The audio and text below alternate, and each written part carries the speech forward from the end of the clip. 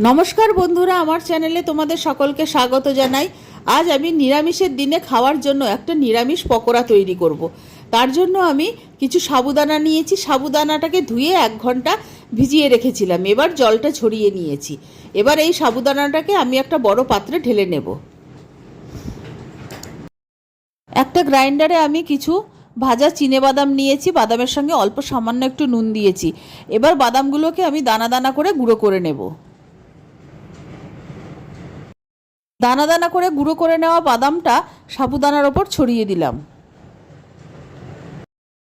হাতে ঘষে কিছুটা জোয়ান ছড়িয়ে দিলাম।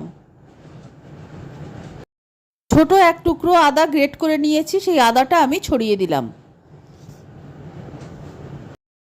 কিছু কারি পাতা কুচিয়ে নিয়েছি, কারি পাতাগুলো সাবুদানার ওপর ছড়িয়ে দিলাম। কাঁচা লঙ্কা কুচি ছড়িয়ে দিলাম।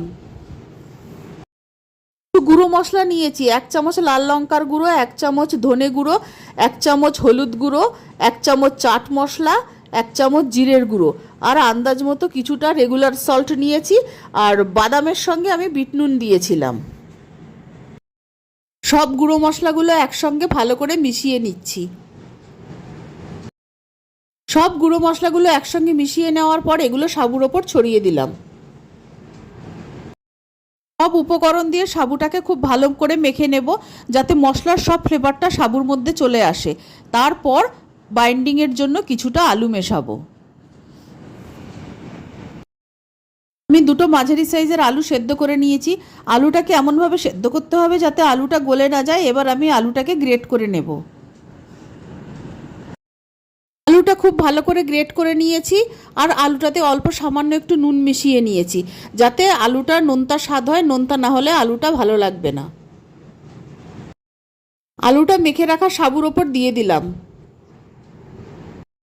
आलूटा देওয়ার পর সাবুদানাটাকে आलूर संगे खूब भालो करे मेखे निते होबे। खूब बेशी चटके माखा जाबे ना, आलतो हाथे माखते होबे। आलू दिए साबुदाना मेखे नेওয়ার পর हाथटा भालो करे धुए निते होबे। निये तारपर अल्प अल्प करे साबुदानार मण्डटा तुले निये दु हाथेर साहाज्ये प्रथमे गोल करे तारपर চ্যাপ্টা করে বড়ার আকারে গড়ে নিতে হবে। আমি যেভাবে দেখাচ্ছি ঠিক সেইভাবে গড়ে নিতে হবে। সবকটা বড়া গড়ে নিয়েছি, এবার ভেজে নেব। কড়াইতে আমি অল্প কিছু তেল গরম করে নিয়েছি। এবার বড়াগুলো আমি একটা একটা করে কড়াইতে দিয়ে দেব। একবারে খুব বেশি বড়া দেব না, 3-4টে করে ভাজবো।